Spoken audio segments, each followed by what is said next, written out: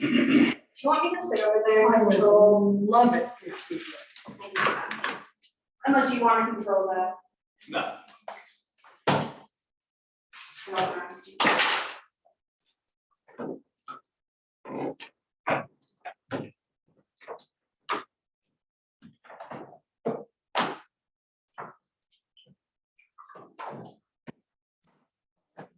Thank you. Thank you very much for volunteering. I may forget to check it, but Sorry. Yeah, we got that there. It's like the worst meeting. Go ahead. Marisa, would you go in this? no. Like throwing little pebbles up here at the windows. Wow, it's a party.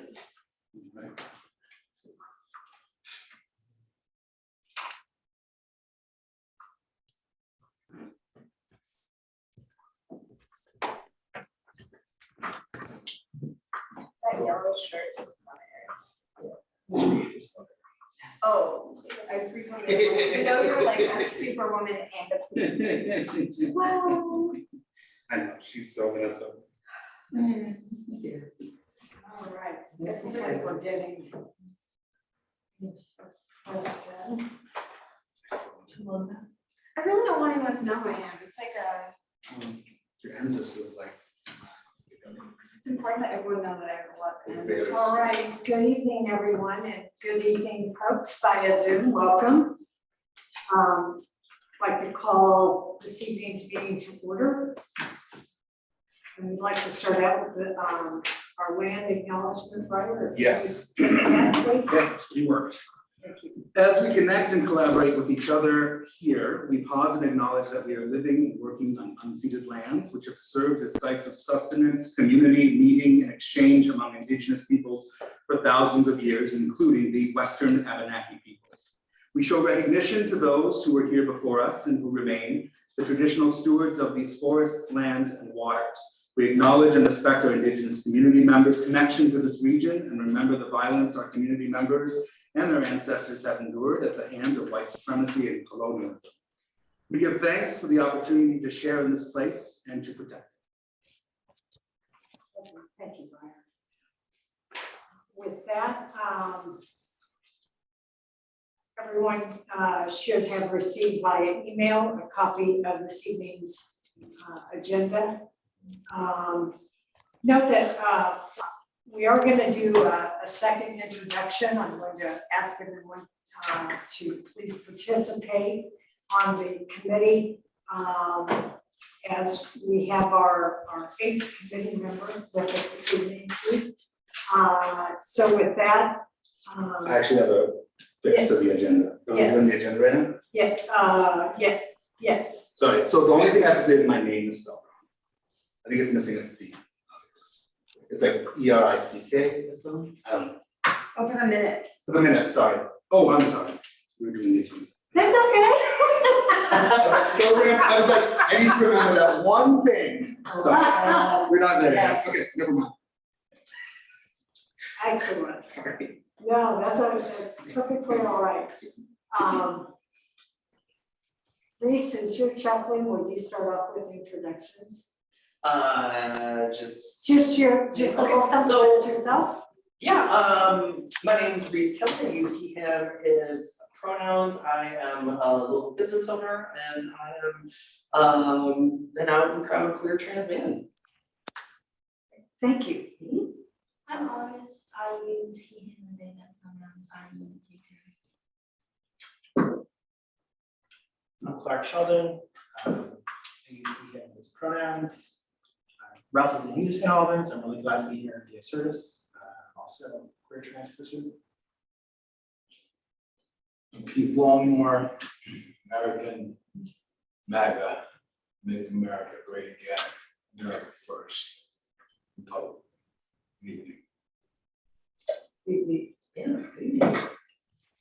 I'm Reese Miles. I use she, her, hers pronouns. And I just feel really privileged to be here and support our community. Yeah, I work at Spectrum. Ryer Erickson, him. Yep. Eliana? Hi, I'm Eliana Castro. I use she, her pronouns. I am a Black Latina and an immigrant to the United States, and also a transplant in St. Albans. And I'm really happy to be here. I work at UVM. Thank you. Preston? I'm Preston Fuller and he, him, and I'm the pastor of St. Paul's United Methodist Church, and yeah, again, happy to help out this community to grow. Great. And I'm Leah Christopher. I also am a fairly recent transplant. I am a small business owner. I'm a certified professional coach and landscape photographer. I also am an older woman, a woman, and a lesbian, and pleased and proud to be here with all of you that's serving our community this evening. So thank you and welcome. With that, let's move on to item number 4 on the agenda, which is public comment on non-agenda items. Anything along those lines? All right, seeing no hands raised. Me. Oh, I'm sorry. Sorry, Glenn. Thank you. You're welcome. So I just wanted to bring up something that I don't know what the BEI committee could do about this, but I felt like this was the right place to bring it up. About a month ago, the police, the St. Albans Police Department did a fundraiser for autism awareness, in which they used a logo that is very much perceived as being not friendly to autistic people. It's a logo that is used by organizations that often endorse policies such as ABA, which is basically torture for autistic people, to force them into being more neurotypical, sorry. Upset that I saw that, and basically the police department's response was, whoops, we'll take it under advisement, and we already sold out all of our badges, and next year if you guys want to come up with something and fix it for us, then we might do something about it. And then of course, you know, everybody chimed in like, there's nothing wrong with it, I love the puzzle piece, blah blah blah. But you know, if anybody's been paying attention to which groups use the puzzle piece and which ones don't, the ones that don't are the ones that are run by autistic people. So I'd rather listen to autistic people about how they feel about this issue. So I don't know if this is something that the BEI committee can work on with the police department, work on with the police advisory board, but it's definitely something that was very concerning to me that they didn't even get input from somebody who is autistic to see if this was a good idea. And it was, in my opinion, a terrible idea. So I would like to never see that again, especially considering that the majority of people who are murdered by police are disabled people and neurodiverse people. So it was just like really awful to see that. It's just so tone deaf, so tone deaf. So yeah, so if you guys can do anything about it, that would be fantastic. Thank you. Thank you for bringing that issue forward, Dr. Williamson. Appreciate it. Yes, Keith. I'd just like to ask, is there any reason why it's, we do this land acknowledgement thing versus pledge of allegiance? Yeah, the reason is to acknowledge Aboriginal people and Indigenous people who've been in our community. Yeah, I figured you'd say. And the fact that that shirt completely negates their existence in this world and my existence in this world. You know, I was speaking, So- sir. No, you weren't. You asked me a question and I answered your question. I'm interrupting you. Well, that's fine, but don't say you're speaking. You're gonna speak and you're gonna interrupt me. I get to say what I want. Your presence here has denoted a complete lack of responsibility on the part of the city. You're wearing that shirt, it denotes a complete lack of respect for the work we're doing here. The things you have said about this The work that committee, you're about doing individual here members on this committee, has completely This one- degraded and made us feel completely unwelcome on this It's committee. a fraud and it's an affront to the families of this city. Right. This is not a racist city. These people are good, decent, kind people. My wife was sitting at the travel cup. That does not make this a And someone racist, stopped and sir. called her an You N-word. will lower your voice on a. I will not do anything. I'm sorry. He's yelling at me. Am I not allowed to yell back? I'm sorry. You do not tell me what to do. Do you You will understand? not address me that way. I will address you however I want. You are not the boss of me. You do not have control over my body. You do not tell me what to do. You can stop and you can shut your The mouth. question is, why do we not say pledge of allegiance? Because we're not saying it. Because it completely negates people who are not citizens of this country. So if you're not a citizen of this country and you come to this meeting, you do not get to say the Pledge of Allegiance because you are not pledging allegiance to this country. If I can interject, I'd like to, can we break this up for a second? No, we're trying to address, why don't we No? do the pledge of allegiance? Okay. Why can't we So, go Keith. around the table and say? Point why? of Mr. order, Longmore. point of order. Thank you, Preston. I'm gonna call for a pause, please, at this juncture. I would be happy to add that to the next agenda, and we can actually have a dialogue about it, but Thank we're you. not going to do it tonight. These were issues that were discussed when you missed the meetings. Yeah. People miss meetings. I had a baby a month ago. I was here. That's great. It's the right to say what you want. I can say what I want, Mr. Erickson, please. Yeah, we've all seen that. You get to see what you want. Indeed, we can expect to see it consistent. So with that, are there any other non-agenda items that people would like to bring forward at this time? All right, and we're going to move forward with considering approval of the April 12th minutes, and you got the spell check. Sorry, thank you, guys. Thank you, I appreciate it. Do we have any motion for approval of the minutes? I so moved to approve the minutes from last month's meeting. Thank you. Do I I have will a second? object. Okay, Well, we have to move and we have to make a motion and second before we can have discussion on it. Okay. So that's the rule. second, is there a second? Second. Thank you. And you have a I have a comment? question, yes. Yes, So repeatedly in the April 12th minutes, there's a reference to some individual who has publicly expressed lack of support for the creation of this committee. I think elsewhere, how this individual was appointed, why, et cetera.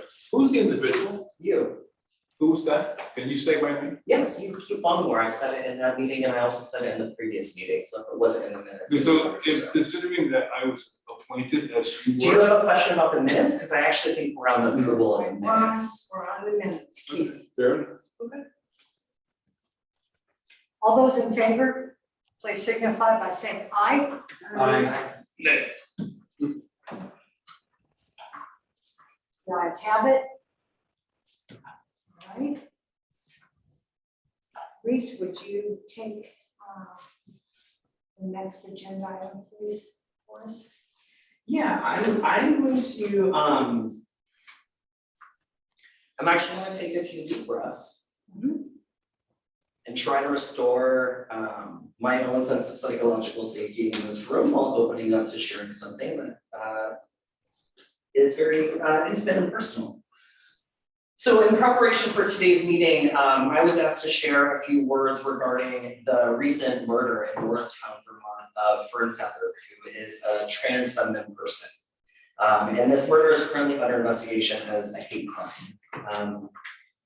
I did not know Fern personally, but as another trans person living in Vermont, I'm deeply, deeply unsettled by the sheer brutality of her murder.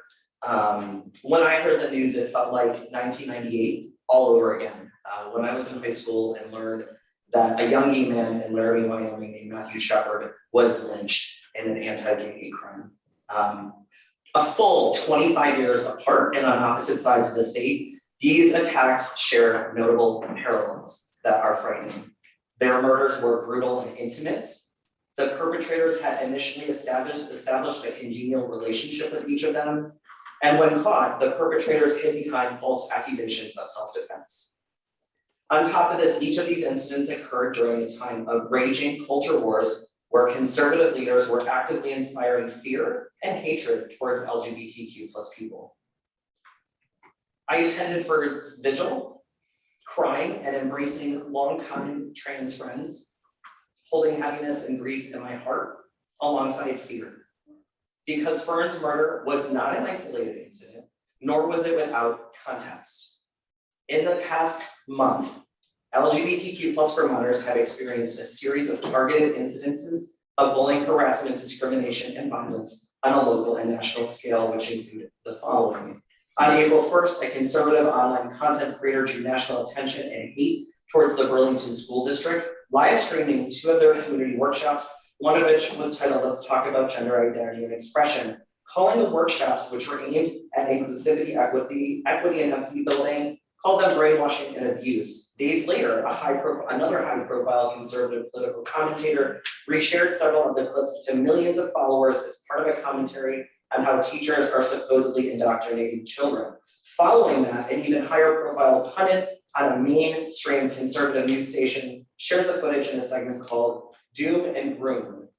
Soon after that, during the week of April 4th, Burlington area Republicans led an active campaign against a bill that would allow trans minors to access non-surgical gender-affirming care, such as hormone blockers, without their parents' consent, calling this medically indicated care grooming and crazy. April 12th was the date in which Fern Feather was found murdered in Morristown, Vermont. April 13th, that initial conservative online content creator Zoom bombed a private online workshop about the state of LGBTQ inclusion in Vermont schools, alongside her streaming commentary intended to, again, frame education as abuse. April 25th, an individual smashed the front door of the Pride Center of Vermont. Move the clause of discussion. This is not a discussion, this is a statement that I was. Point of order, point of order, point of order. This is inappropriate, and I'm gonna ask for, sorry, I'm gonna let you. You got it, thank you. April 25th, an individual smashed the front door of the Pride Center of Vermont in what appears to be a targeted act of vandalism. No property was stolen, nor were any other buildings on the street damaged. Over the weekend of April 30th, on the Linden campus of Northern Vermont University, someone stole the Progress Pride flag and knocked down the flagpole in a targeted attack of vandalism. Fern's horrific, brutal murder was not an isolated incident, nor was it without context. These incidents are hard to watch. They are hard to bear. LGBTQ+ Vermonters are being deliberately targeted with harassment, violence, vandalism, and other hateful tactics that are intended to scare us and drum up support for conservative political candidates. And they are being fueled by old, tired tropes reminiscent of the McCarthy era of LGBTQ people as predators and criminals. These bigoted, unfounded, and false ideologies are not just words. They contribute to the disproportionately high rates of violence, harassment, and discrimination against LGBTQ people, yes, even here in St. Albans. As disconcerting as the violence is the way in which conservative influencers exploit everyday people's fear and lack of awareness in order to obscure and distract from real political issues relevant to our state, including ever-increasing income inequality, the lack of affordable and available housing, healthcare, childcare, and the lack of jobs that provide a living wage. This evening, I invite all of us to keep Fern Feather and their loved ones in our hearts and minds, and to use our awareness of these anti-LGBTQ incidences to motivate our work to foster a St. Albans where lesbian, gay, bisexual, transgender, queer, intersex, asexual, allied, and more people are affirmed, valued, and treated with dignity and respect. Thank you for the opportunity to share that, Leah. Thank you, Reese. So at this point, I am going to implore everyone to take a deep breath and to, for the remaining of tonight, do their very best to show up as their best selves, to not interrupt one another, and to be respectful. I will not tolerate any more behavior that is unbecoming of this committee and this community.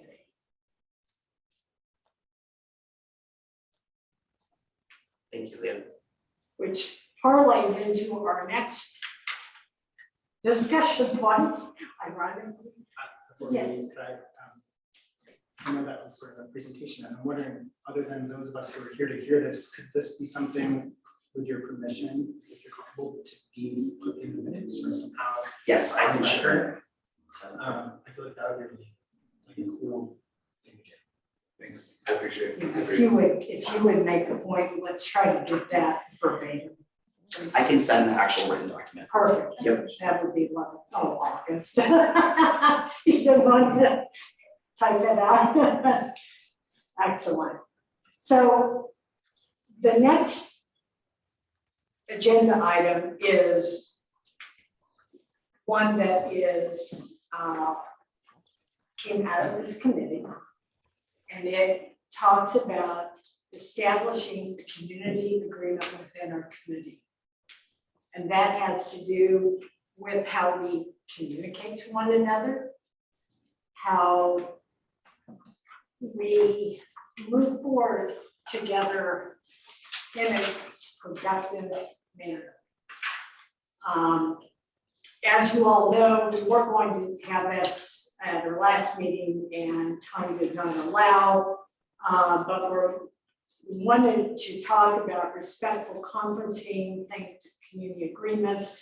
Several documents were shared by Preston and Marisa that kind of give us a starting point, if you will. I know that certainly there are those of you on the committee that have done this work and are very familiar with much of probably what any community agreement is going to have content-wise. But with that, what I would like to ask is that we talk about,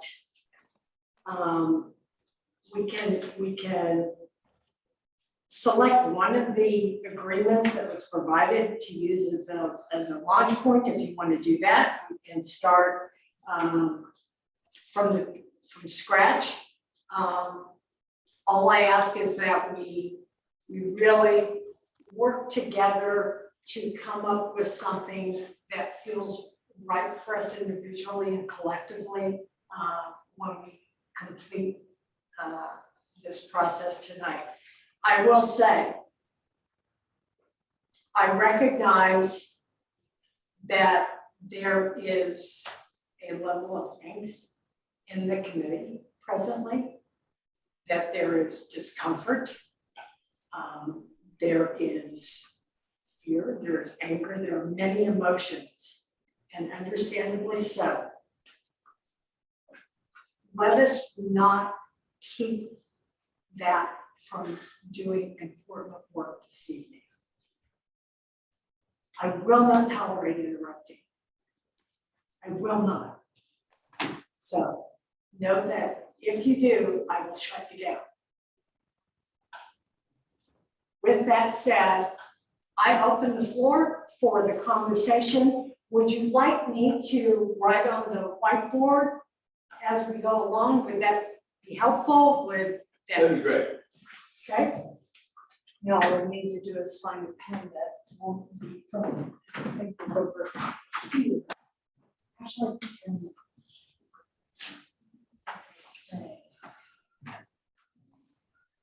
There. Try it, right? Beautiful. All right. You want to go on? I'd like to make a proposal or suggestion of Yes, please. for this. In looking at the three documents that were provided, the one that's listed as resource media's community agreements seems to be have a more concise and smaller set that overlap the other ones. And I would like to propose, if people are interested in it, is starting with that one as a basis, just so that we could focus more on one rather than flipping through multiple ones or creating them on our own. So that's a suggestion that I have. for the group. Eliana, Preston, all of you, is everyone okay with using that as a launch pad, so to speak? And that doesn't necessarily mean we say we agree with all of them around there, but I just thought that might be. Absolutely, it just Yeah. gives us a initial framework, okay? Yep. So I'm gonna write them down in the 2 columns just as they appear presently. And I would like someone to initiate a brief. Let's try to keep all comments tight, if you could, please. What parlaying that to what it means for being a committee member. Okay, so we're looking at this through our BEI committee member. So who wants to start while I'm writing this? Something I'll just pull from a previous meeting that we had that I think resonates with me present was, I think there was an interest in having an expectation of participation and like actual presence at the meetings.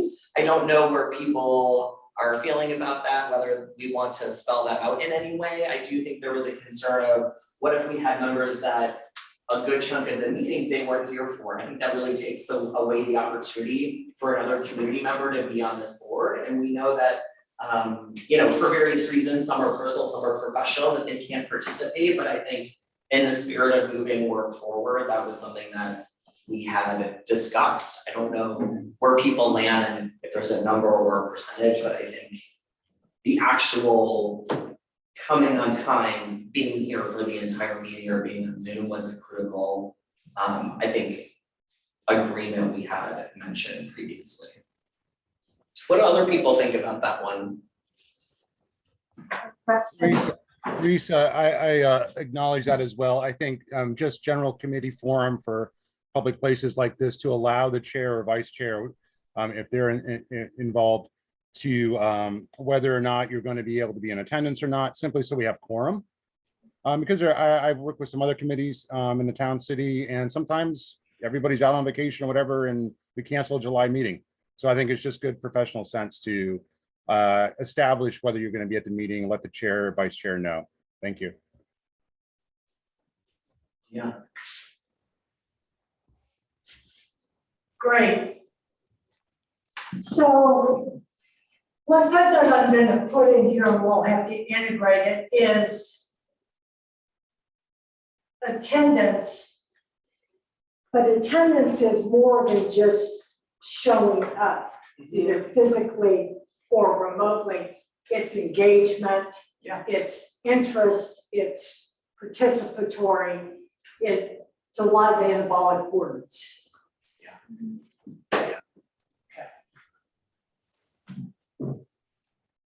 Great. I think my question that I leave out there is, do we want to draw a line in the sand that says, at this point, if you have not been in attendance, right, we meet monthly, that's 12 a year. Are we like, someone's missing half the meetings, right? Like once you, like, is that something that people want to draw a line in the sand about? Or I think my question is, if we're creating things that are somewhat left up to interpretation, does that allow us to hold each other accountable or not? We literally cannot. We can't say Cannot. attendance. We can, the only thing we can do is we can certainly censure. We can censure an individual for absenteeism. That's a fair thing to censure for. Yeah. But What is because censure? censure would be to formally in writing punish a person. So it's like saying, we're censuring this person and that's the punishment. You know what I mean? Like, we censure them and that's the punishment. And the other option would be to go to the city and say, this, whatever, the person hasn't shown up, we need a replacement or something. I mean, a censure would be essentially that as well. But the city is pretty clear that we don't have control over the membership of that's there. But I think what I heard that's a key is that we want to, in a favorable manner, hold each other accountable. Yeah. So I think like, it sounds like this is something like as a committee, we agree that like it's important. Like if everyone's in agreement on that, then it can be like, you can start by just being like, if I it's like not showing up, like then I would want people to be like, hey, like what's going on? Like, let's talk, like like what are the next steps? Hopefully an email, but yeah, if we can't do anything formal, then maybe it's like, we just wanna, we expect each other to show up to do the work. Cause we've all like made a commitment, so it's like honoring that commitment, I guess, is it what we're talking about? And it makes sense, given the fact that this is a voluntary board. Yeah. We had to raise our hand to be on the board, or be on the committee, if you will. So as such, it's a logical next step or extension to expect good from one another. Part of that is showing up and having a willingness to do the work. Yeah. And making that commitment. Because the committee is only as strong as each individual's participation. I guess for part of being present, I would also say like listen. So we all need to like be able to listen as other people are speaking. I think that can look like not interrupting, right? But it can also look like repeating back what someone said if you're like contradicting them and being like, hey, this is what I heard, and like it'll go into like intent, impact, and all that stuff. But I do think listening is So acknowledgement. Yeah. I love what you just said, Marisa, that there's not interrupting and then there's genuinely listening, which means you're not formulating your next question or your next whatever, right? You're engaged with quietly listening to what another person is saying. Yeah, thanks for saying that. That makes me think of attention and intention. That's sort of in my mind how I categorize it, sort of paying attention and showing up with intention. Great, so. Attention. Showing up with intention. Great. So this also made me think of attendance. If you miss a meeting, read the notes. I think that I think that's just kind of an expectation of every committee that I've been on. Is I know there are ones that I can't make, but I know that I will hold up with a committee if I show up asking about what happened in the previous committee. Like if I miss it, it's on me to actually read the notes and to see what that means and then follow up on it. So I think to me that's also part of attendance is catching up without kind of burdening the group in doing so. So there's really an ongoing engagement. Yeah. And that takes different forms depending on the situation. Great. Question. Can you turn that area down, please? Oh, thank you. I Yeah, it's a agree. little chilly. It's like freezing. I was jealous of your jacket, to be honest. Borrow it. I'm good, but I was like, oh, smart.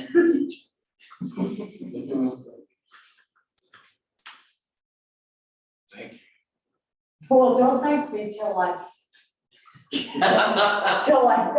actually been Liam, do you want me successful. to try to figure that out while you keep the, I if you got it? No. So I put it up to 78. Hopefully it's See if it gonna turns up. stop. Yeah. Freezing the same. Oh, Eliana's hand is up. I did my job. Oh, yeah. So I think that there's like to extend the notion of reading the notes, the minutes from the previous meeting. I think there's also an element of like doing our own homework in other ways. So I think that as a BEI committee, perhaps, maybe I erroneously made the assumption that there's a principle of wanting to disrupt settler colonialism, right? That we would all share as members of the BEI committee. And that might mean that somebody might have to go look up what settler colonialism means if we're here having a conversation in which, you know, we're taking for granted terms like that. And so, you know, it might mean that all of us are going to continue learning about what it means to, you know, to be anti-racist or you know, just anti-oppressive in general. So I think maybe just an investment for each of us personally to continue learning as we do this work, because it's really the only way that we're all going to, I mean, we each have our strengths, but we also have to sort of work on those areas where we're not so strong. Well, and I know I said this in the first meeting, but I think it bears repeating, especially this evening. We will not debate the validity of this committee. That has already been established. So we will not spend 1 ounce of energy.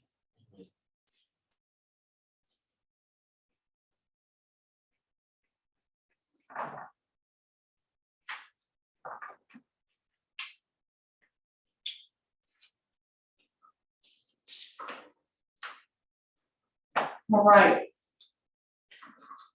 So when all of you look at these, are there any things that additionally stand out? And I would love if people feel comfortable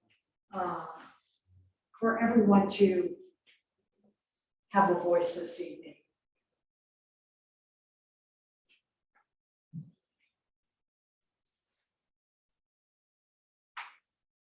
As we have silence.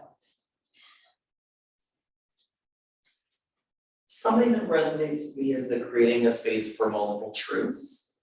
And the reason why I'm honing in on that is that it is, I think it's critical within our community that no one tells someone else what their truth is, because they know it. We're all experts in our own experience. I know what I've experienced. I know who I am. And I feel like I want to be a part of a committee in which I can say mine is different from yours, but not know you're lying, yours is something else. I think that, to me, doesn't create an environment where we can actually own that we have really different life experiences here. And that's something that I think I really want to foster in this group.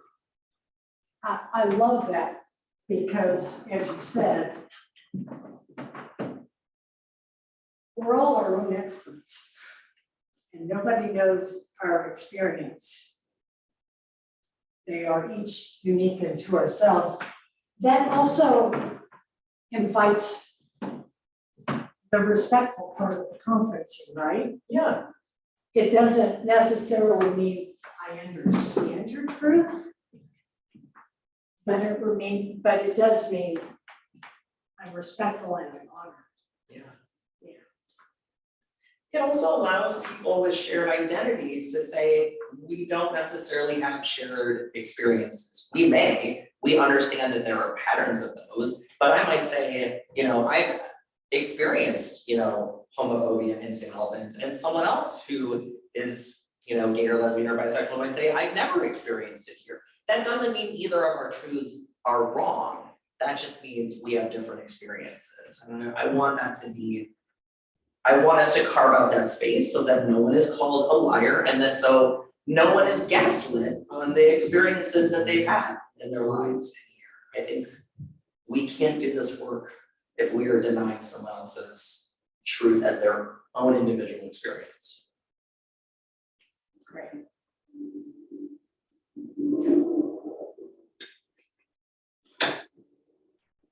Who else has something to contribute? I mean, we've got, let me just read them out so that we can just kind of sit with them for a moment. What's the purpose of this, Michael? It's acknowledging that twofold, one, that we want to be a high functioning committee and we want to honor one another. And that recognizing that this committee is going to have some hard conversations. Well, if I may. I'd like to finish. You asked me a question. Fair enough. So let me finish. So with that, this group said, we are gonna have some hard conversations, but they don't have to be onerous. They don't have to be disrespectful. We acknowledge, as we said, we all have our own experiences, and we're not all carbon copy. Just because we're on this committee does not mean we unilaterally believe everything to a T, each of us, right? We all have some different perspectives. And that while we're talking through some of those things and making strategic decisions and deciding what we're going to be working on moving forward, that we wanted to be able to have those conversations with one another within an environment that is respectful, that is calm, that is honorable. And in doing so, not only are we honoring one another, but we're being role models for our community. And I think we all recognize that that's an important role we play. If we want some of the changes that we hope to foster moving forward to make this a community of greater belonging, greater equity, greater inclusion, we certainly want to be role models ourselves in how we carry our business in this community. Yeah, anyone add on to that? Anyone have a different take? Yes. So this is I want to explain why I want to be on this committee. Great. Hold on, does that Every actually? time I speak, somebody's got to monitor and measure what I'm going to say. Okay. Well, Just point of order. we are not alone. Point of order, we're working on community agreements, which we've now had to postpone. So my question is are we still doing community agreements, or have we moved on to a different agenda item? What I would like to do, Everyone's because freely spoken except me. Point of order, are we on community agreements? okay, so what I would like to do is twofold. Number one, I'd like us to continue our present work.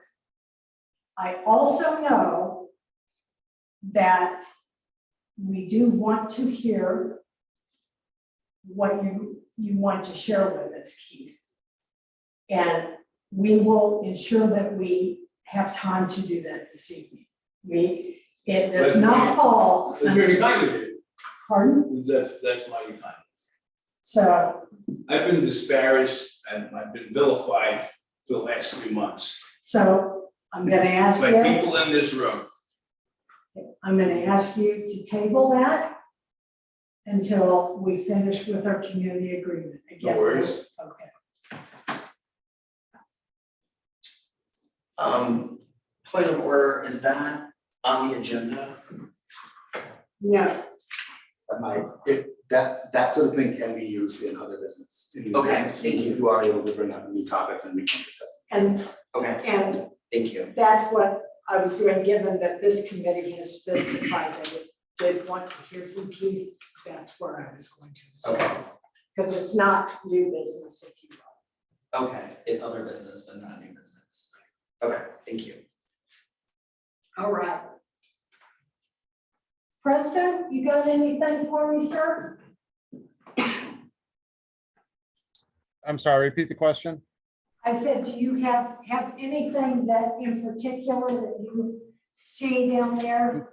That, No, I think the suggestions that have been offered are great, and just continue to let the committee offer more.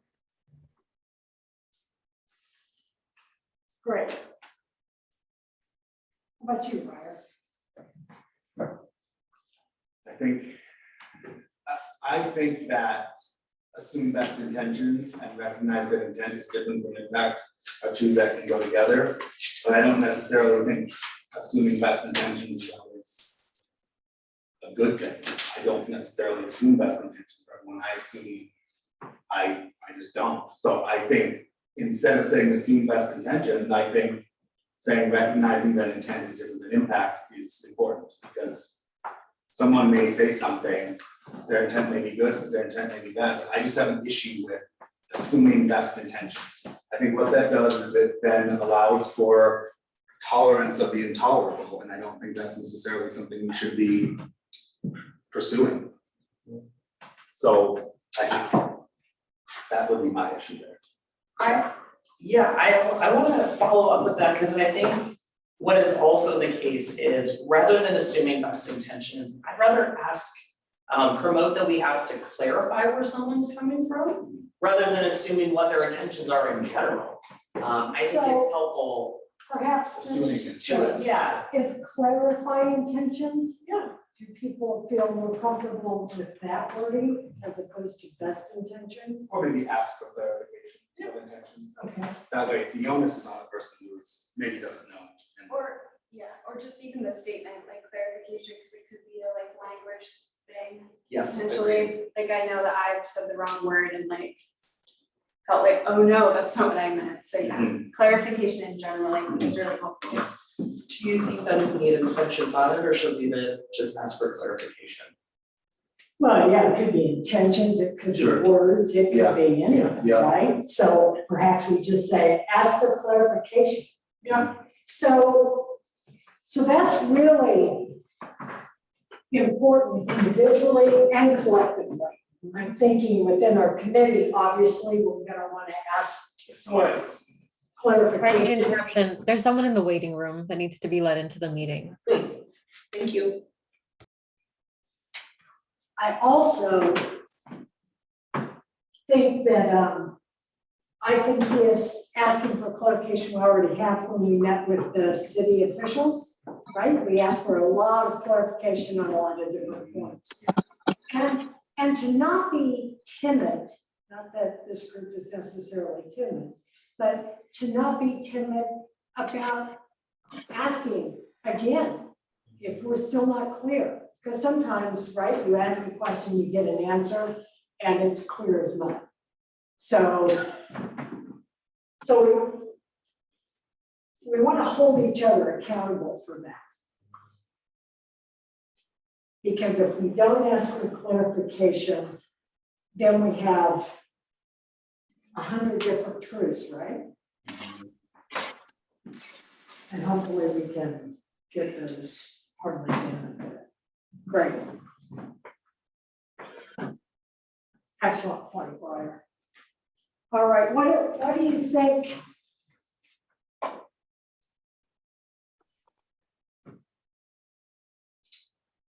I'm going to talk about this one in just a moment. Sharing gratitude for feedback. I think that could be real important for our committee. And we just talked about how we're going to have some difficult conversations. And what I say, and Clark, your response, your feedback may give a different perspective. And to not take it personally, right? But to instead be grateful for the feedback as it broadens our perspective. And that's something we talked about. Ongoing learning. Was it Eliana? Yes, Eliana. Eliana, you talked about that. You know, it's even learning within the committee meeting, right? I like that it also models, just in general, the positive impact of feedback that it can have. Because I think that a lot of BEI committees are positioned to be seen as kind of negative critics of this notion that structures and systems are already functioning to their most efficient and best way. And realizing that we are part of a community that's giving feedback that in some cases that's actually accurate, and in other times it's not. But when it's not seen as feedback is actually necessary for growth, we're positioned as kind of naysayers, and I think that it does our work and the work of the city more justice if we embrace that feedback is actually a part of development and of kind of living our best truths as a committee and as a city. Right, I think that can also be, hey, that was great. Yeah, oh, totally. Right, it doesn't have to be something that we perceive needs to be altered, if you will. It can be, hey, that was on point. Yeah. Yeah. Because sometimes I think that can get forgotten. Totally. Good. All right, what else? Is there anything you like want in conversations, like something that you like an expectation? I know that this is, you didn't like expect this, but I'm sure, like, I just, Well, when the appointed time is announced, I'll say what I need to say. So, I'm not here to offend or disturb anything or disrupt. I honestly believe that the people in this community are good people. I know it's not popular. The people here have this undeserved reputation. That these are good people. I've been in this state and around honors for decades. And they always try to do the right thing. The majority of the time, it's painful to hear these people, these simple working class people be vilified as if they have a racist agenda. It's not true. And I think using modern woke culture, I mean, it's an offensive term to some folks. It's an endorsing term, but it's the same Albans. It's not. It's a small community. These are just simple, easy people, and for the most part, they're nice people. They don't have an agenda based on hate. They don't. I'm probably older than all of you. I'm probably older than two of you combined, if not maybe three. Thank you, but probably not. Take it as a compliment. when you're finished, Sure. So, I mean, are they racist? Absolutely, of course. They're racist, they're racist within racists. The city, they just trying to raise their kids and, my God, squeeze out some kind of an existence in their 70 or 80, 7 or 8 decades of life that you get, my God. You want to have a vacation occasionally, raise your kids, maybe grow them old gracefully, not in pain. And this obsession with trying to correct people, I look at it like this. I came here, the state was white. It was a white state. I knew it before I got here. They're white people. They do white people things. I'm okay with that. I don't know. So, go ahead, I please. think that what I've heard, in terms of community agreements, is work from a place of love for your community. So I know that I love this community. I think, in Eliana, there were Indigenous people here too, and but I think maybe that's something we can all agree on though, is to work from the fact that we're all here because we are part of this community, and so that's what I heard. That's fine, that's good. I heard too, that recognizing the intent is different from the impact. I think that there are so many good people, and I've complimented people before in ways that were actually really derogatory, and I had no idea what I was saying was not a compliment. And so, I think coming from a place of we love our community, but also realizing good people can do things that hurt others. I mean, you can say, I'm a great driver and accidentally run over someone's foot. Does me saying I'm a great driver and having a great driving track record mean that I'm not responsible for driving over someone's foot? So I think, I share that I believe that there are really good people in this community and hope that the impact is something we can be. This committee was set up because we all love our community. Absolutely. We all love being here. I bought a house here. Eliana and James bought a house here. Most people bought a house here or live here, chosen to live here. And they've all come from all over the world to come here and live here. And the point is that we love this community And we set this up so that the community can be better. It's not about disparaging the community. Yeah. Community, nothing in the charter of the group says this community sucks and we're gonna change it. Well, Nothing about this community said nothing about the community said anything disparaging about the community. It literally said, when I set it up, I said, this city can do better. And let's help it. And I think that was like, when we got the petitions for it, when I got the petitions for it, that was the thing around it, that this city can do better. It's doing great. We love living here. I wouldn't have bought a house here if I didn't, but let's help it be better. Well, I know, and we've. Doesn't that make St. Albans great again? I mean, right? Isn't that what it is? Make St. Albans great again? I think most of the families here, a bit of hardworking people, they tend to be conservative. Although you do have a lot of left-leaning folks here. I mean, 71% of St. Albans voted for Biden. That was shocking, absolutely shocking. Broke my heart, honestly, but it is what it is. Do I still think those people are great people? Absolutely. So I can live in that, live we used to in this country. I know Elian had some stuff in the chat. I didn't know if there was.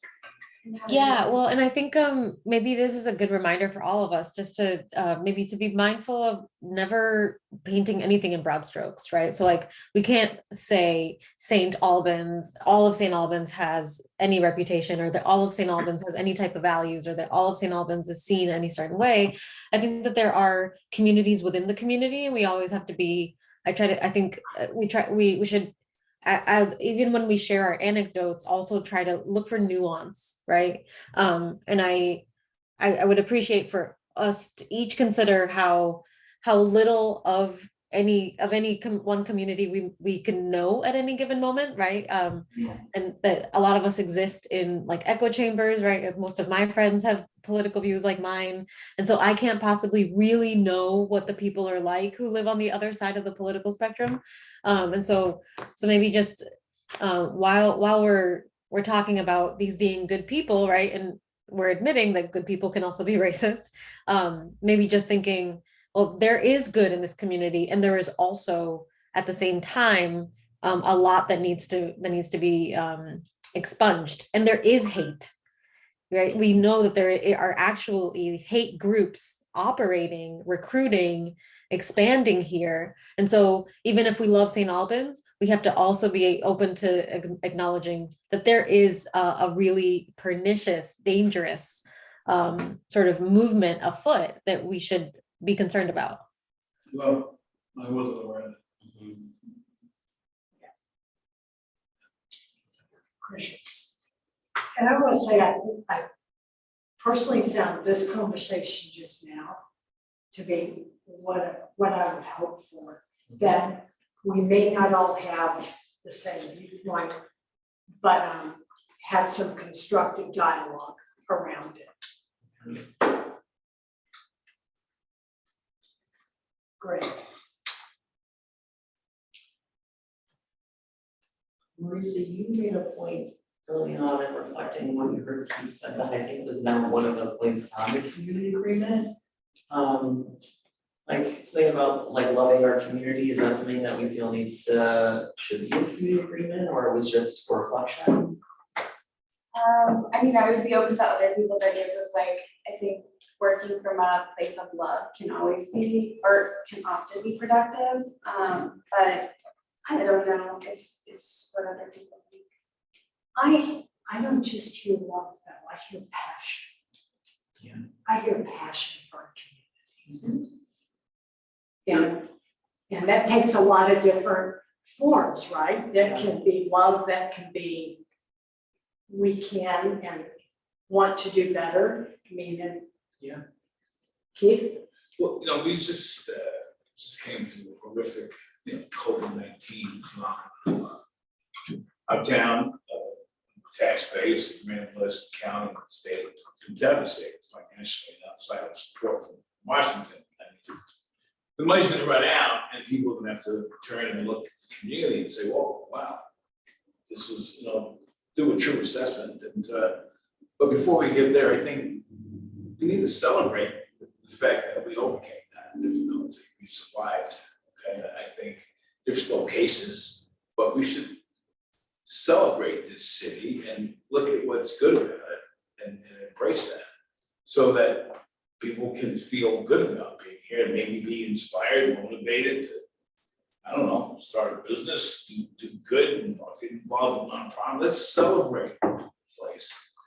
Considering COVID's nearly over. I don't know that that's a bad idea, but I don't know that that is an idea relevant to this committee. Maybe not. I think that. Fair enough. But I don't know anyone probably in this town that would think, thank God we're hopefully on the other side of the bell curve on that. All right. So we're at time, and my question for all of you is, the resource media's kind of outline community agreements with some of the tweaks we've had, which are to ask for clarification rather than assume best intentions, that we recognize that intent's different from impact, that's one thing. That this part of our agreement within our committee is an expectation around attendance and engagement. And I think August, probably those two could kind of be together. We value ongoing learning in all its many forms, both in and out of the committee. And showing up with intention and paying attention.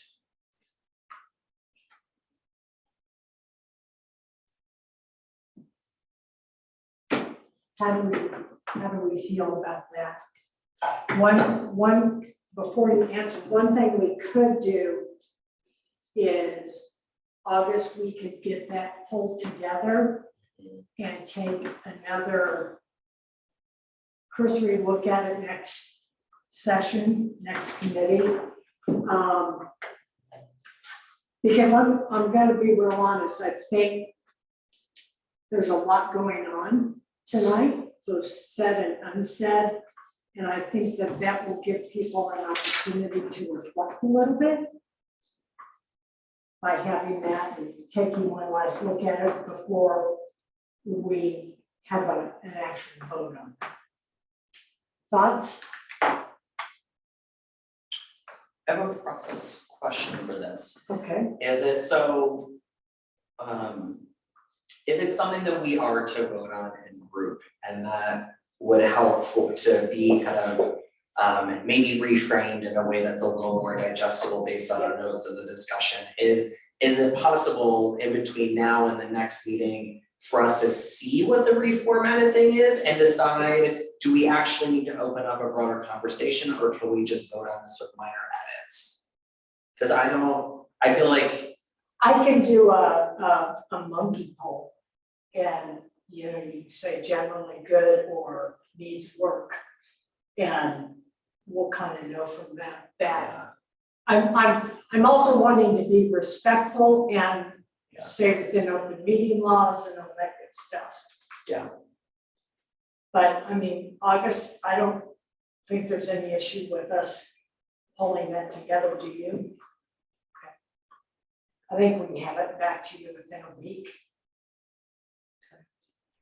How does everyone feel about that? Thumbs up? No? Okay, great. Thank you. Okay.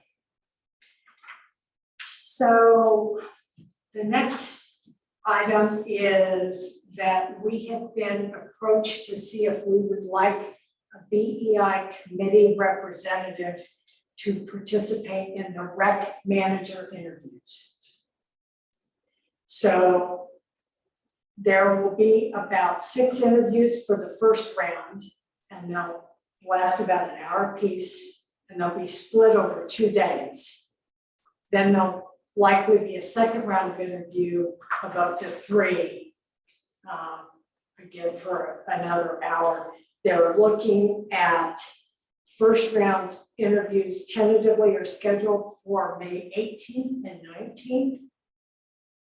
The committee is tentatively comprised of Kelly Beans?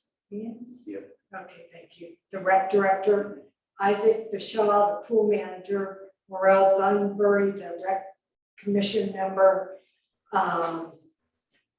and some representative from Public Works, probably either Robert or Marty, and then a representative from BEI. It's a confidential process.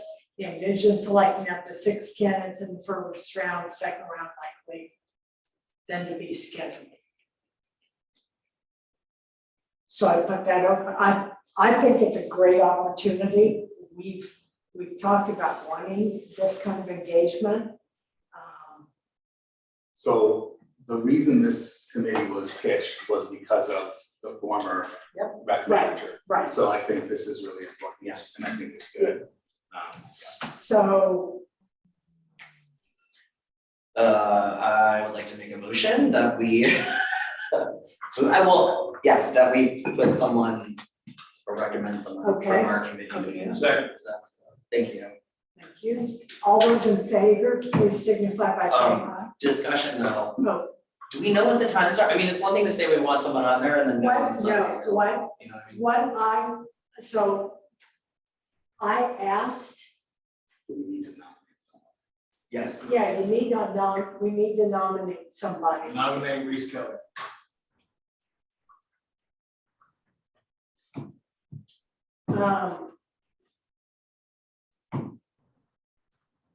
I just said that they'll be on the 18th and 19th. I don't have specific times yet June of which month?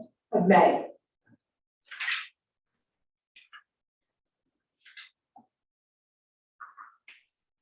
Preston's unmuted. Oh, no. I didn't know if you had something to say.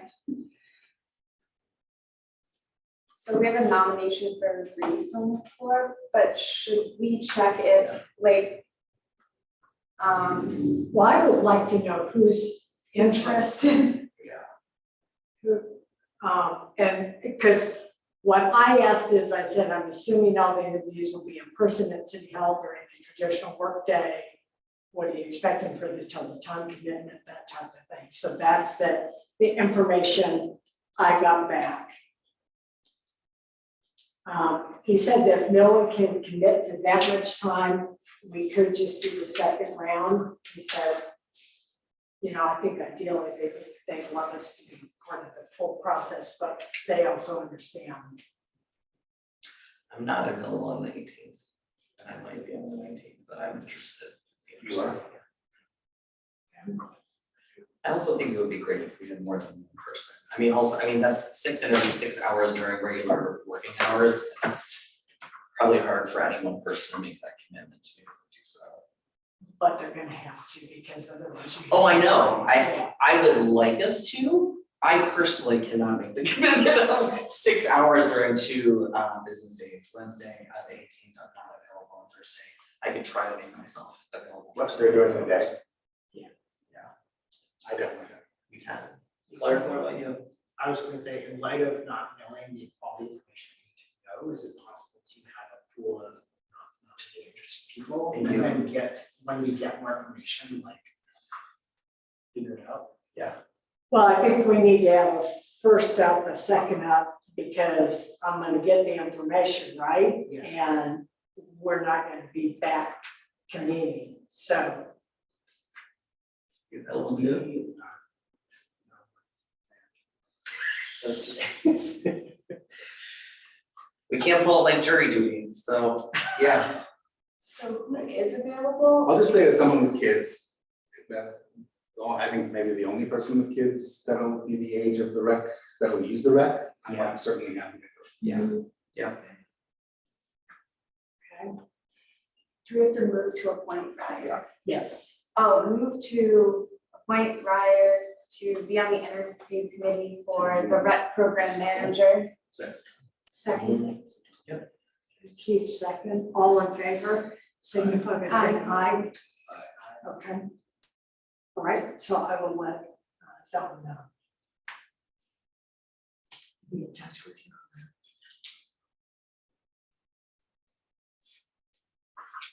Okay. That's another agenda items. Next agenda item. We've been asked if we have any input to give the city on a Juneteenth banner. So let me back up. Yeah. So let me back up on that. I feel like I just kind of want to duck and cover as I'm bringing these up. One thing I would like us to talk about at a future meeting is we need a broader calendar so that we can get to where we're not responding under tight deadlines. Given that we are fairly newly formed, some of these things are gonna happen, but we need to get further out ahead of some of this stuff. So if there's some consensus and agreement about that, I can try to bring some stuff to the table for us to take a look at on that. Because I see that as they throw out what they're thinking calendar-wise, then we throw out what we're thinking calendar-wise, and we get a handle on some of this stuff. I have a couple thoughts on this that I'd like to throw out to the group is that, yes, I think it's helpful to have a calendar. I also think it's helpful to have a process and agreement by which we're participating in that advising or decision making. Absolutely. And or that the city does. I don't know if the city has a process, what that looks like, or why they would be coming to us. Aside from that, I'm curious if the people who are within the community putting on a Juneteenth event have actually asked for it, and or what their reflections on the city putting it up would be like. And I don't have, literally Yeah. was. And I'll mention that because I think it comes back to the conversation we had last month where with the all are welcome here stickers, where that was their response to anti-Semitic hate stickers that were being, and paraphernalia was putting around town, and then they were like, well, we don't understand why it didn't grab hold. And my response was, well, if you're not in connection with the community that's actually impacted by the situation, your response might actually totally not be in alignment with what's happening. So I think that my curiosity is, I know in this community are already planning this event. Is the city in conversation with them, or are they actually circumventing that by going through the committee by which we don't have a current process for? And that to me is a concern. I'm like, this committee is not going to be able to represent every single cultural celebration, nor do I think we should. And if the city is not in conversation with people who are actually doing that, then I think that's the issue is that conversation. So I don't know what other people are thinking, but that's where I'm coming from. Brian, what do you think? No, I think I will agree with Reese. I think what I'm seeing is like, I want like, hey, let's recognize this. Yeah. But it doesn't feel like, it feels like, for me, I think if the city wants to recognize it, right, then I think the city really needs to like recognize it and like be like all in, right? Like if you're gonna use that to put a banner up, then you need to go all in on the whole idea around it. And for me, I feel like that is noticeably lacking. Yeah. You know what I mean? Yep. Keith? So, full disclosure, I'm on the downtown board committee, and I know for a fact that there is support for Juneteenth. I know that Chip Sawyer is absolutely on your side and wants to see it happen, so I think they'll be welcome. But they'll welcome rather any input or engagement. Yeah. I got a different opinion about it, but they're all about it, so the committee's enthusiastic about you. Yeah.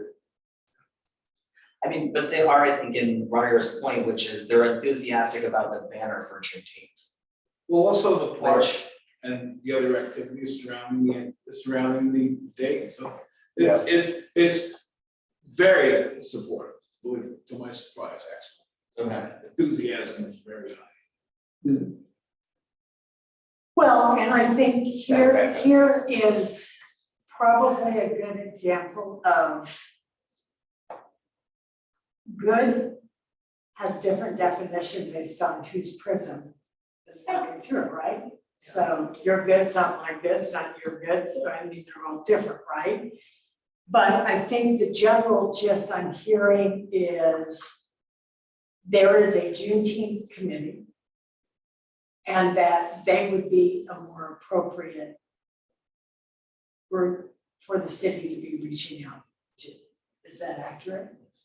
Yeah, I think, I don't know. Is that, I don't know. how about, You don't know if there's a committee or that? No, I just don't know if that's the appropriate place to be reaching out. I mean, I understand them coming to this group.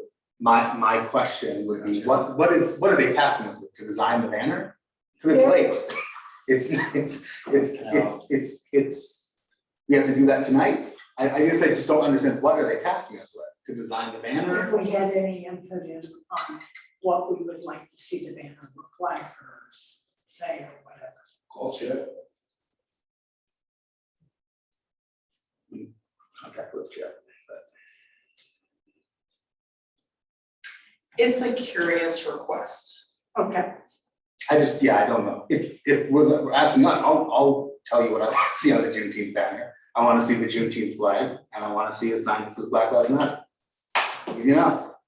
We're gonna stand up for Juneteenth, then I think we should celebrate the day when Black lives kind of started mattering in this country. A little bit. I don't know if I go that far, but Okay. I move that as the BEI committee, we propose to the city that the Juneteenth banner include the Juneteenth flag as well as the Black Lives Matter flag. Yeah.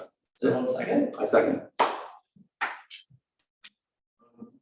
against it. The BLM flag is gonna not. The Juneteenth flag will be no issue, and BLM flag's gonna upset some folks. So then they can accept them. You have a problem? Considering the bad press that Patricia Coors is receiving this week, I would think very, very carefully about that. Nope, the city can think carefully about that. So, and if people are against Black Lives Matter, they can say No, that. they're not and against vote on Black it. lives, all lives matter. Yep. Indeed, they do. I'm wondering if there's a way for us somewhere to have like a QR code that people can scan with their phones that leads them to some like educational resources too, because I think a lot of people don't know the first thing about the history of Juneteenth, what it is, why we why we might want to honor it. I don't know. So I think maybe my teacher brain here is talking, but I think that one way for us to continue making the case for why these events are important for people to celebrate, to honor, to observe. I think there's an educational component that goes with that, and young people will know what to do with a QR code, and hopefully we'll get some of our young folks in the city, when they walk around, if there's a flyer somewhere, if businesses want to have have the flyer and the QR code is there. I don't know. I'm just kind of spitballing here. I know it's not a banner thing. QR code and then they get information about both Juneteenth and. I think in addition to the banner, right? Because this wouldn't be something ideal for the banner itself because it would be really large and hard to read. But yeah, if there is like a small budget for flyers, I think a QR code would be a good way to do that. And then we're not creating anything, but we're just leading people to resources. I'd be happy to sort of work on that. Okay. In alignment with that, Elena, actually, I'm wondering if it would be helpful that the city would actually prepare a statement that's reviewed and approved by this committee, and that they put it on their website that would also have links to resources. So I move that we request that the city, alongside the banner, actually make a public statement that is reviewed and approved by this committee in advance, and that also includes resources. Can I just say, Please. if you want to do that, just point of order. Yes, If please. you want to do that, we should vote on the first motion and then. Thank you, thank you. what I mean? Yes, Just second to motion. keep it, Thank you, still learning. Still learning, we'll always be learning. So the first motion that's on the floor that we had Yes, a conversation about is for the Juneteenth banner having the Juneteenth flag and the BLM flags incorporated in the banner. All right, so all those in favor signify by saying aye. Aye. Those opposed? Nay, Okay, the ayes have it. I will let them know. and it's only the BLM flag. Right. That's a game stopper. People aren't gonna like it. Why alienate? Point of order. We've already voted. Why No reason to alienate discuss. people? Point of order, we're already past this. I So don't let's- respect your position there, Mr. Erickson. Okay, I mean, that goes against the community agreement. So let's move on to the second thing, which was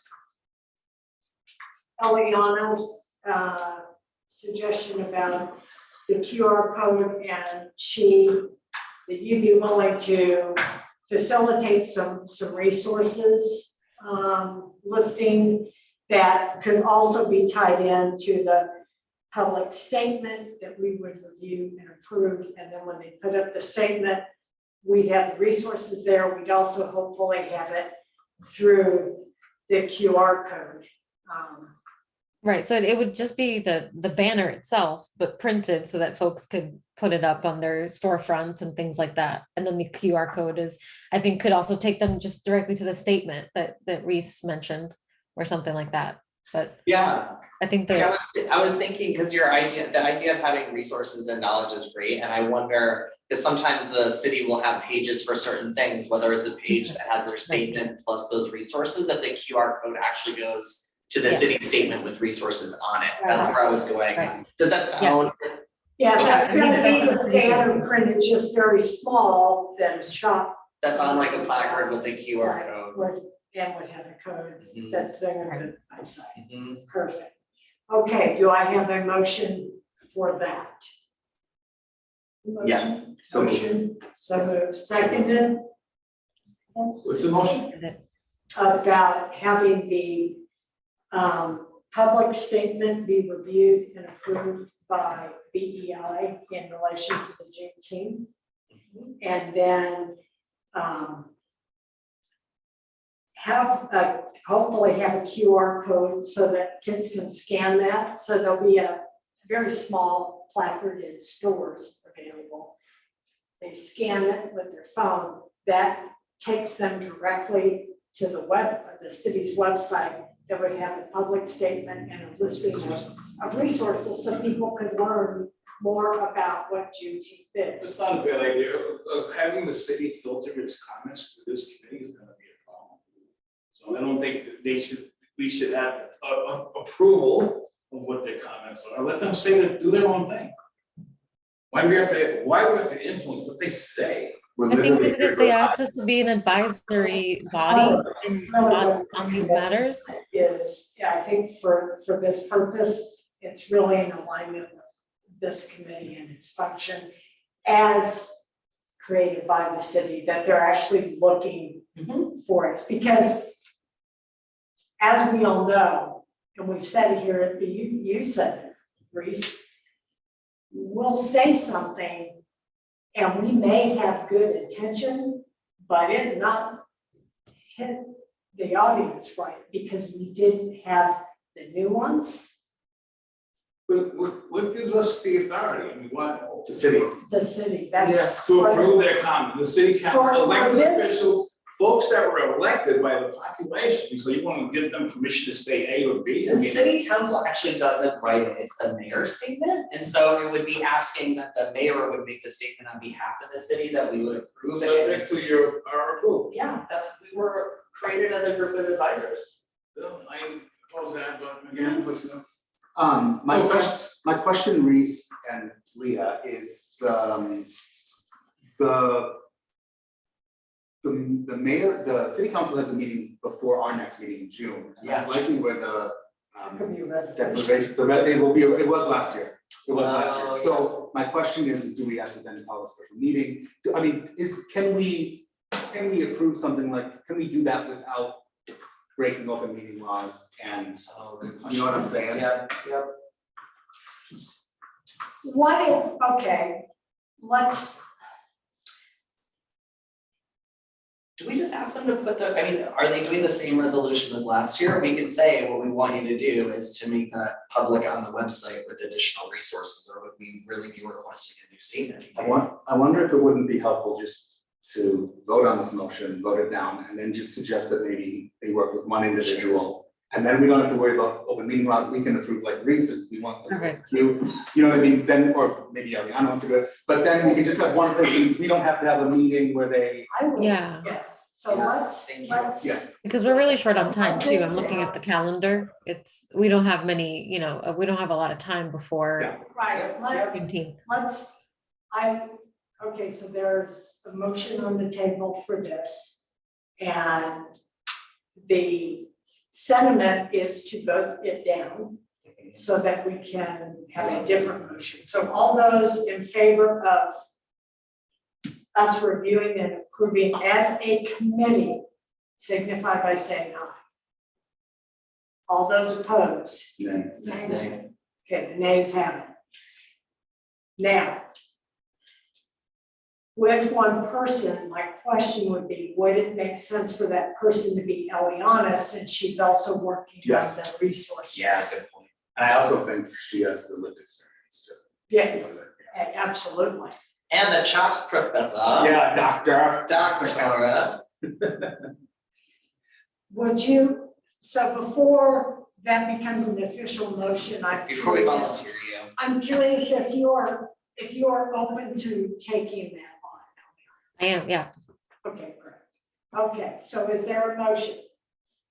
I move to appoint Eliana to work with the city to formulate both a proclamation that the mayor can sign and put forward, and to work on providing the city with resources to help explain Juneteenth. And I second that.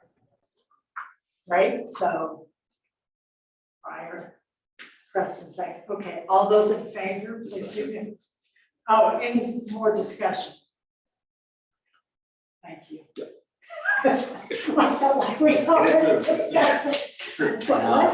All those, given that there is no further discussion, all those in favor of that, please signify by saying aye. Aye. Those opposed? Okay, the ayes have it unanimously. All right. At this point, is there any public comment on today's agenda items? Okay, seeing how nobody is unmuting their mics. All right, then we are going to move to June 14th BEI Committee agenda items. Recall, I said in the email, Ryan and I had a conversation, and we're moving to kind of function more like the school district does, where at the end of their board meeting, they bring forward suggestions for future agenda items. That's what I do want to make clear is that does not preclude something that is of an urgent and timely manner from getting on the agenda, recognizing we've got about 30 days between meetings. I just try to clean up some of the back and forthing. I'm trying to be efficient in communicating with you.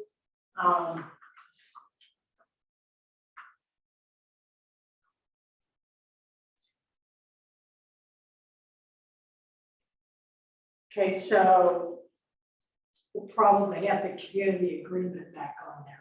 I have one thing I'd like us to talk about. Yes. If there's a way for us to possibly get, encourage the city to, so the mayor sends out like a letter with Yes. the water bills. Yes. And if you're an owner, a homeowner, you get that. And if you're not, I don't think you do. So I would love for us to, right? So I would love for us to figure out a way to encourage the city to have that be sent out to everyone. Because there's a lot of people who live here, rent or, you know, do whatever. And I think that's like one part of being part of the community is getting a letter from the mayor every 3 months. Or whatever, you know, so I think that's something we can maybe consider or think about. Yeah, Talk about. let's talk about that. Okay, so the mayor's, what is it, quarterly newsletter roughly. I think I get a watermelon out of it. Yeah, every 3 months, it's quarterly, yeah. Okay. All right, Thank you. all right. So it's 8 o'clock.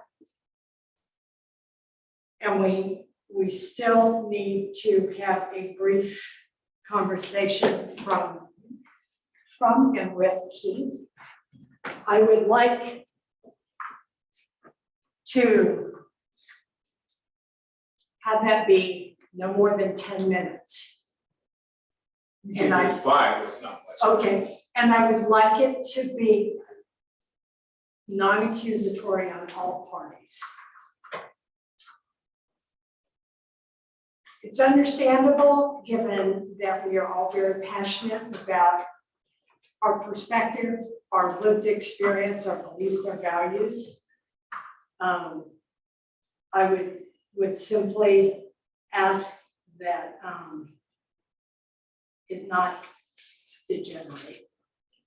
So Keith, the floor is yours, because you said you would like to have a. Well, I alluded to it earlier, basically, I love you people here, I came here because of the way they are. I don't think that because you're living here and you came here in the last 10 years, what have you, that you have a mission or the right to change a community that had its own ways established for decades. This community is very sensitive to being labeled racist, that they owe reparations, and I think it's over the top.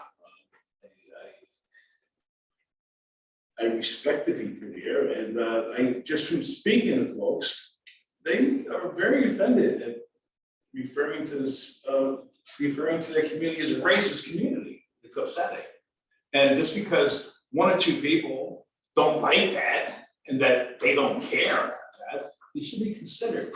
You know what I mean? So I know that there was someone in this committee that want to label the entire area as blanket bigots and racist by virtue of the skin color they were born with. That's the wrong approach. And I think this is a unique community, it's a unique county. It's the most conservative county in the state. When you start going out and blasting people, calling them bigots because they were born white, it's offensive. It's even offensive to some Black people. And it needs to be mitigated. That's it.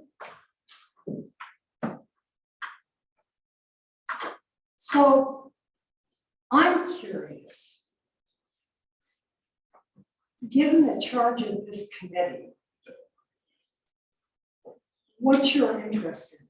Hopefully, maybe hysterically, maybe I represent the people that, the other people.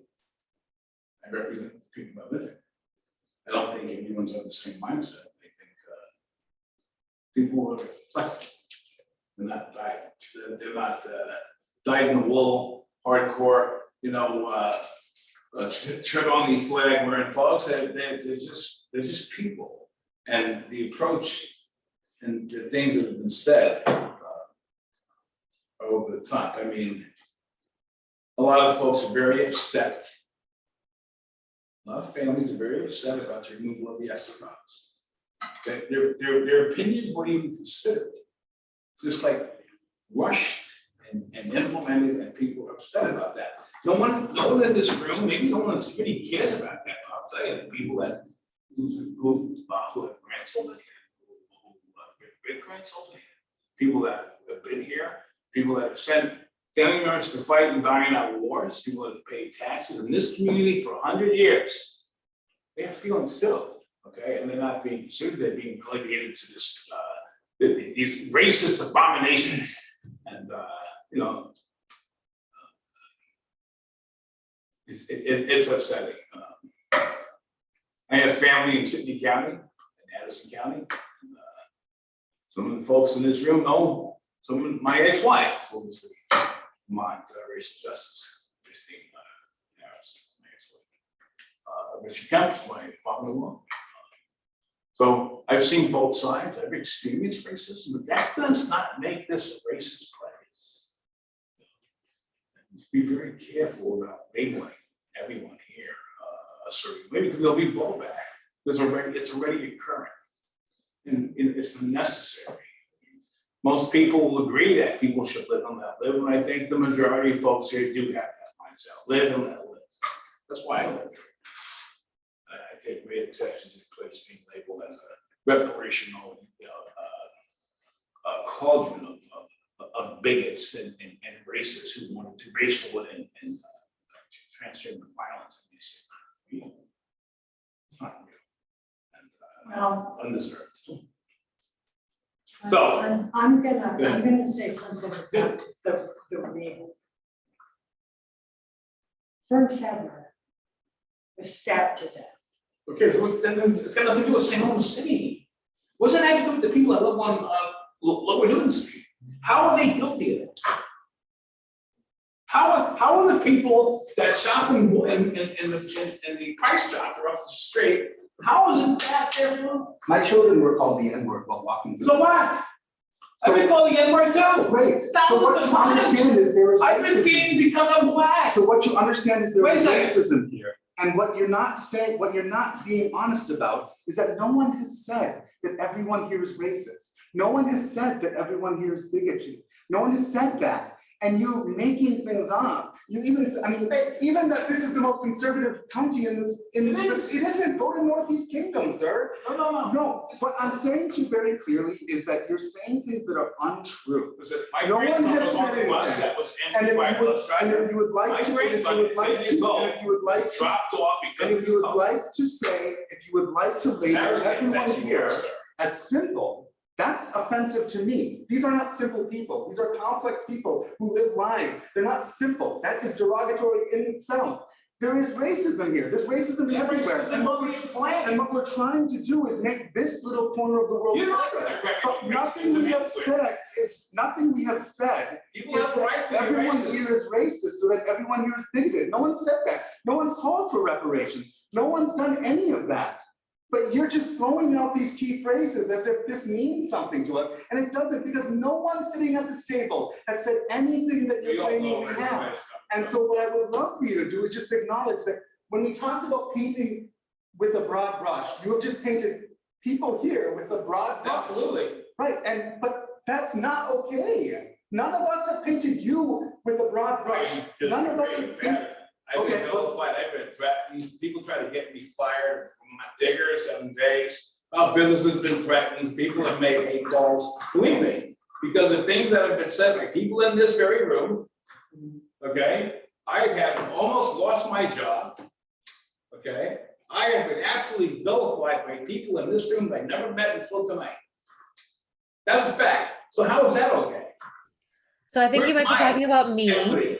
And I'm gonna go ahead and say, I've read the things you've said. I've read the things you've written in the Front Porch Forum, the things you've Yeah, written. absolutely, I'm ready, yeah, I I'm still stand by speaking, every sir. word. I've read your words and then I use those Absolutely. words I own them. to draw some conclusions about what I believe you represent. And I stand by all of those statements. Okay, that's fine, you know what? The people in this city and in this town, people came here and they found it the way it was, now they want to change it. Okay, just think of yourself going to another community, another state, another type of ethnicity, and say, hey, we're gonna change this, we're gonna fix this. We came here, and we don't like how it is, so we're gonna fix it. How dare you? You So, don't have that right. What are those buildings here, man? so Have the buildings changed? I mean, I'm one of the things this committee is charged with and takes, I think, very much to heart is to help inspire change to make our community better. Not by blaming them, labeling everyone a bigot. I can tell you, as someone that has sat through each and every meeting, who has had conversations with people, we have not unilaterally called our community bigoted. We have not said we don't love it. People are doing this voluntarily because we care. I've been black all my life. I know, I can read the innuendo, I read between the lines, okay? I've been black a long time. And I've been lesbian a long time, and I've So been a woman. you a long understand time. nuance, I mean, you understand people, where people are coming from, you get to figure it out after 5 or 6 decades. You understand? So, I mean, So, I want to be on the committee, maybe I can lend a helpful perspective. and It doesn't mean I should be vilified, I should lose my job, but I should be called a monster because I believe in the people in the city. I should lose my job, folks? None of us said that. Not that isn't part of this committee. This isn't part of We this just don't want you on this committee. so. Please, and this will be the last question of the night. So I'll acknowledge from my own place, I've been in places where people come at me at my job for my identities, the things that I say, the things I've done, and it's scary and it's frightening and it's shitty. Like it's not okay. I feel that feeling. Yeah. And I want to acknowledge that. A place that I would love for you to help me understand, Keith, is that even earlier in this meeting, you said this organization is a fraud, and I understood that to be this committee. And so my question is, I'd love for you to help me understand you being a part of the committee that you're calling a fraud. Well, listen, so I see language like this. It's like, oh my God, what are they saying? So characteristics of dominant white supremacy culture. Okay, so white people, I showed this to some people, and it's like, oh my God, paternalism is top-down decision-making, and the remedy is learning from silence. Is that correct?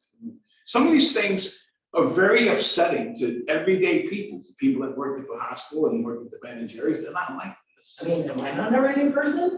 Yeah, I mean, of I course. live here. Yes, of course. My husband's like a 7th-generation Vermonter. Like, I think I'm struggling to understand the language where you're saying what we're doing and who we are as a fraud, but also being on the Maybe committee. I'll be proven wrong. I mean, somehow everyone here seems pretty nice. People want to work with everybody. I mean, initially, I think this was a mistake. Yes.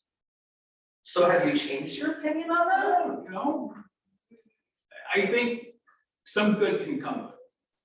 Do you feel like your assumption that this is a fraud and that it's fake is taking away an opportunity from someone who That might be overly strong language. I might Well, say. I'm not asking. I think maybe what I should have said, okay, was that I question the motivation of some of these points. So I don't, and it's very bothersome to me to be to have a place that I chose to live in that I actually like to be vilified.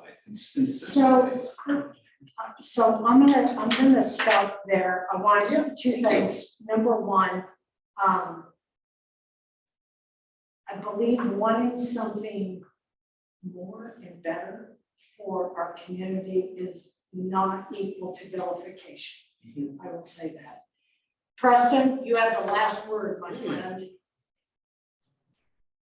I just want to offer up an invitation to all of us to be careful about who we claim we supposedly represent.